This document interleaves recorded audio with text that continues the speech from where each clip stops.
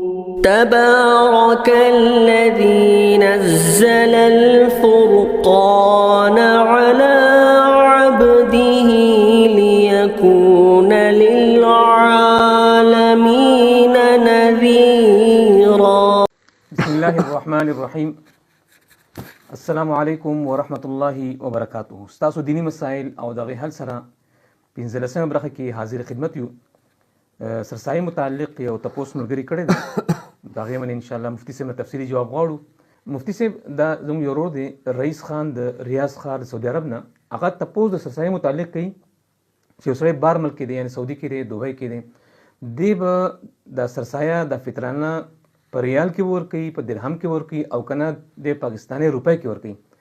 چونکې دی خو بار دی، دی د خپل ځان د خپل بچو اهل و عیال سرسایه ورکول غواړي.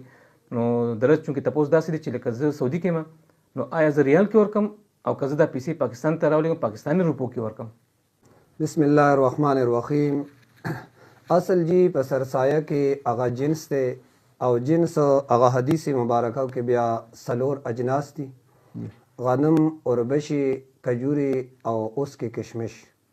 بیا غنم تقریبا پاو کم 2 کیلو چې کم نصف ساغ دی، او دغه شان کجوري هغه یو ساغ تقریبا 3.5 کیلو، او دغه شان اوربشي هم 3.5 کیلو، او دغه شان اوس کې کشمش هغه هم 3.5 کیلو. ګوره که چېرته کې دا ملګری جنس ورکوي نو هغه که دی سعودي کې ورکوي که دوبۍ کې ورکوي نو بس دې کې خو څه فرق بیا نشته، او دې کې څه مشکله هم بیا نه ده.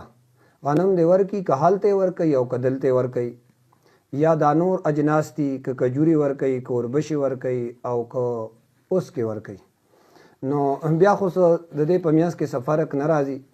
هسې هم د امام ابو حنیفه رحمه الله نه علاوه نور ائمه چې دي هغه د قیمت قایل هم نه دي، بلکې امام احمد ابن حنبل رحمه الله هغه به دا قیمت دا ډېر بد ګڼو.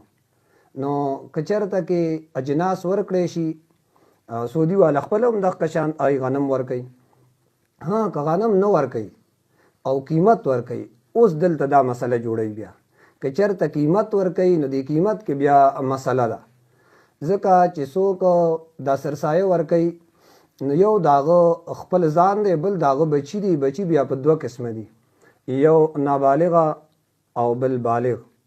نو چې کوم د هغه بالغ بچي دي او د هغه کور واله دي، نو که هغه دی ورکوي نو هغه به د پاکستان په حساب سره ورکوي قیمت، او که چېرته کې قیمت دی د هغوی خو به قیمت بس ورکي، خبره ختمه شوه. شته پې نه که ده ورکړي نو بس خیر دی وردي، که پاکستان په حساب سره به ورکوي.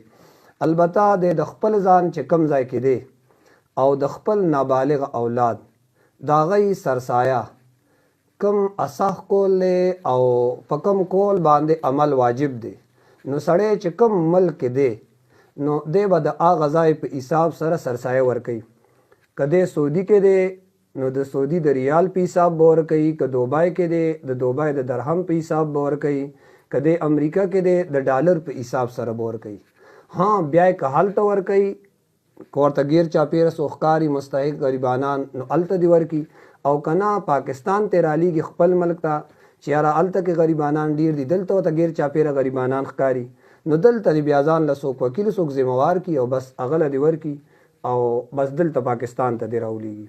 او که جنس یې ورکو نو بس جن کې خو څه مسئلې نشته. غنم که 2 کیلو هغه سعودي کې ورکوي، که هغه امریکا کې ورکوي، بس جنس دی. که هغه پاکستان کې ورکوي دلته نه ورکوي غنم، نو بس خبره ختمه را. یا دا نور اجناس دي، ها که پیسو ته راواړې دا قیمت ته چې راواړېږي نو د قیمت کې بیا مسله ده، نو بیا به د هغه ځای په حساب باندې ورکوي کم ځای کې چې سړی اختر کوي، کم ځای سړي باندې اختر راځي. صحیح شو؟ صحیح. عزتمند